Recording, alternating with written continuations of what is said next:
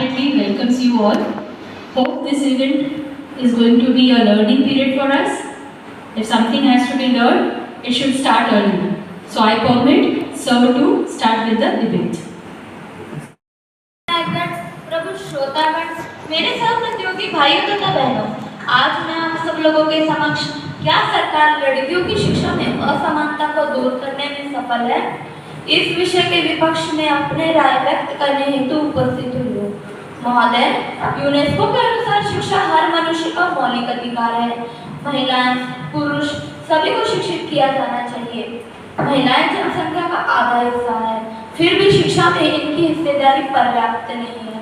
यह हम सभी जानते हैं कि जब एक लड़की शिक्षित होती है तो वो सशक्त होती है, वह अपने फैसले खुद ले सकती है, वह अपने परिवार, बच्चों का स्तर बेहतर बना सकती है, वह अधिक से अधिक रोजगार पैदा कर सकती है, वह देश के विकास में योगदान दे सकती है, वह पूरे समाज में सुधार ला सकती है। मित्रों, हमारे देश में महिला शिक्षा की परंपरा प्राचीन काल से चली आ रही है। मैत्री, गार्गी, लोपामुद्रा जैसे नाम तो हम सभी ने सुने ही होंगे। इसी महत्वपूर्ण कारण कहा गया है, नारी को दो शिक्षा की मशाल, नारी को दो शिक्षा की मशाल, इसी से रोशन होगा सारा संसार, इसी से रोशन होगा सारा संसार।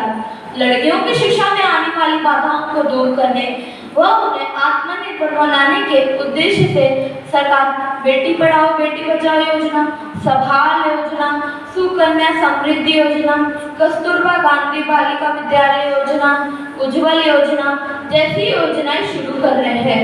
महोदय, इन योजनाओं का उद्देश्य तो बहुत है, किंतु आज सवाल यह है, क्या इन्हें सही ढंग से लागू किया गया? क्या इन्हें जरूरतमंदों तक पहुंचाया जा सका है? क्या सचमुच बालिकाओं की शिक्षा में आने वाली बाधाएं दूर हो रही हैं? यदि ऐसा होता तो आज इस विषय पर वाद विवाद प्रतियोगिता होती ही नहीं। यह वाद विवाद प्रतियोगिता इस बात का प्रमाण है कि इन योजनाओं की सफलता संदेहजनक है। महोदय, 1990 ईस्वी सन से लेकर सरकारी विद्यालयों की फीस 5 से 10 रुपए तक है। उनमें जो संपन्न हैं, जिनके पास घर हैं, उन्हें इस प्रकार फीस माफी की जरूरत नहीं है, और जो गरीब हैं, जिन्हें सचमुच की जरूरत है, उन्हें फीस माफी के लिए राशन कार्ड पे नाम होना, 15 वर्षों का महाराष्ट्र निवासी होना जैसी शर्तें हैं। स्कॉलरशिप का एग्जाम देना है, उसके लिए भी आपके पास जाति प्रमाण पत्र, निश्चित आय प्रमाण पत्र जैसे प्रमाण पत्र की जरूरत है। महोदय, यह मेरे समझ के परे है। एक गरीब, बेघर, लाचार इंसान ये सब शर्तें कैसे पूरी करे? महोदय, डॉक्टर मोमिता बदलापुर जैसी घटनाओं के बाद लड़कियों के माता पिता डरे हुए हैं। यही कारण है कि लड़कियां कहीं जाकर किसी प्रतियोगिता में भाग नहीं ले पा रही है, उस प्रतियोगिता से वंचित रह रही है। इसी के अतिरिक्त भारतीय समाज की संस्कृति, समाज बाधाएं, वह स्कूलों की गुणवत्ता, जीवन उपयोगी शिक्षण का अभाव, सरकारी नीतियों के लागू होने आदि कारणों से लड़कियों की शिक्षा में सरकार द्वारा किए गए प्रयास असफल होते दिखाई दे रहे हैं।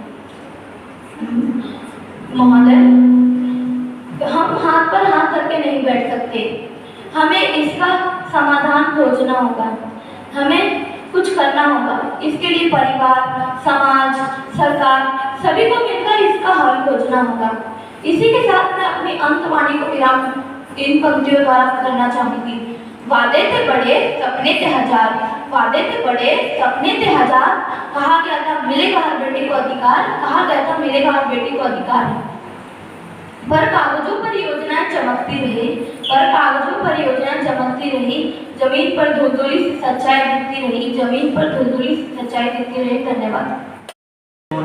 माननीय निर्णायक, प्रबुद्ध श्रोतागण एवं मेरे सहप्रतियोगी मित्रों, आप सभी को मेरा नमस्कार। आज मैं आप सभी के सामने क्या सरकार लड़कियों की शिक्षा में असमानता को दूर करने में सफल है, इस विषय के पक्ष में अपने विचार प्रस्तुत करने जा रहा हूँ।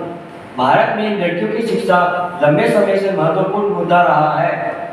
पारंपरिक सामाजिक मान्यताओं, लिंग आधारित भेदभाव और आर्थिक कठिनाइयों के कारण से लड़कियों को शिक्षा से वंचित रहना पड़ा है। हालांकि पिछले कुछ दशकों में सरकार ने योजनाओं और नीतियों के माध्यम से इस असमानता को दूर करने की दिशा में कठिन कदम उठाए हैं। अगर देश को करनी है तरक्की तो नारी शिक्षा है जरूरी। इस बात को लेकर सरकार ने 2015 में बेटी बचाओ बेटी पढ़ाओ अभियान शुरू किया था। इस अभियान का मुख्य उद्देश्य लड़कियों के प्रति नकारात्मक सोच को बदलना, उन्हें शिक्षा में बराबर अवसर प्रदान करना और उन्हें सशक्त बनाना था।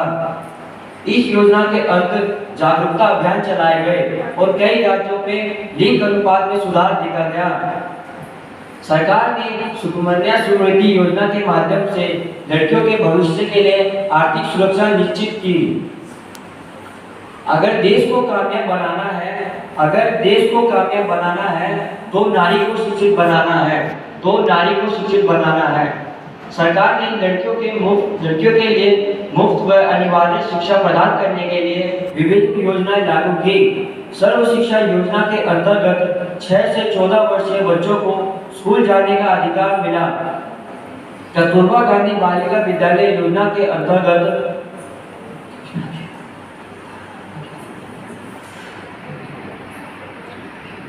पिछड़े और ग्रामीण क्षेत्रों में लड़कियों को आवश्यक विद्यालय खोल के दिए गए ताकि वे अपनी प्राथमिक व उच्च प्राथमिक शिक्षा प्राप्त कर सके।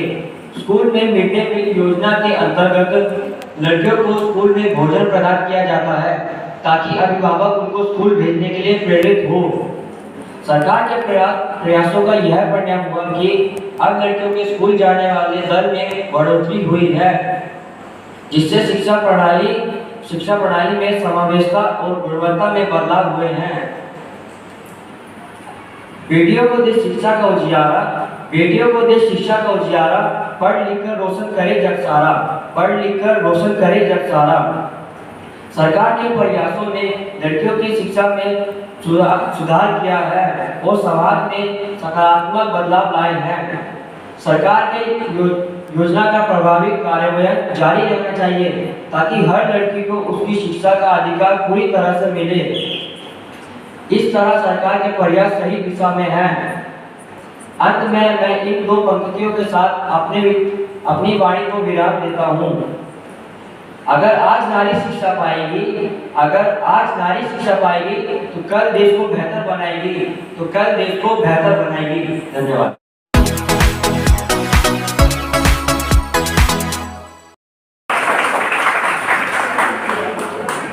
Thank you so much, everyone. Good afternoon. A very warm welcome to the respected dignitaries, my active judges, teachers, and the incredible students. I am so grateful to welcome the students to the commencement ceremony of this debate event. I feel privileged to organize this event and stand here where many accomplishments of students are going to share their vibrant ideas. I also extend my warm welcome to the very special guest of today, our chief guest Shri Shyam Todi ji, who has truly set a benchmark for multi-hyphenate achievements. Dear students, this stage is just a platform for you all to excel in the confidence, know current issues, current happenings, and to be vocal about your correct rights. I'll not take much time. I'll just motivate you with a few lines of the poem. सफर में धूप तो होगी. This is for you students. सफर में धूप तो होगी, जो चल सका तो चल. सफर में धूप तो होगी, जो चल सको तो चलो. सभी है भीड़ में, तुम भी निकल सको तो चलो. इधर उधर कई मंजिल हैं, चल सको तो चलो. सफर में धूप तो होगी, जो चल सको तो चलो. सभी है भीड़ में, तुम भी निकल सको तो चलो. इधर उधर कई मंजिल हैं, चल सको तो चलो. बने बनाए हैं साँचे. I am talking about the stage. बने बनाए हैं साँचे, जो ढल सको तो चलो. I thank each one of you for accepting our invitation. And thank you for the successful of this debate competition. Thank you so much. Event that is the first judge of today's event, that is my own very favorite, Mr. Lakshmikant Mishra.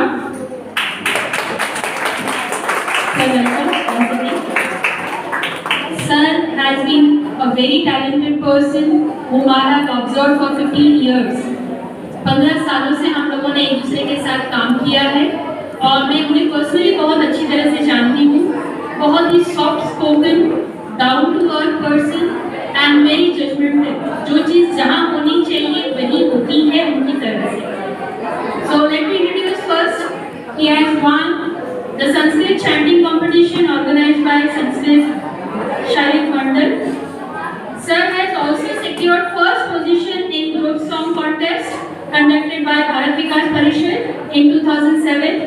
Secured first position in group Sanskrit and Lokgit Sanskrit competition. And the list is never ending. I'm just reading you out the important one. You can just see the personality, very calm and very down to earth. He has also secured first position in Vaad Vivad Pratyogita, which was held in Kashi Vishwanath Adhyatmik Sanskrit Mahavidyalaya Vidyaparanik. He has visited Mauritius also for Devi Bhagavad Gita Katha for spiritual motivational speech. He has been selected for the most prestigious Global Teacher Award in 2019. He has got many of the letter of appreciation from the school and from the different committees. He has been also the resource person for capacity building program for coping with the stress. He has also been the resource person for creative pedagogy in the light of NEP in 2020-22. And currently he is with Gopal's Garden School, which is in Borivali West, serving as the Hindi and Sanskrit teacher. I warmly welcome you, sir. Thank you so much.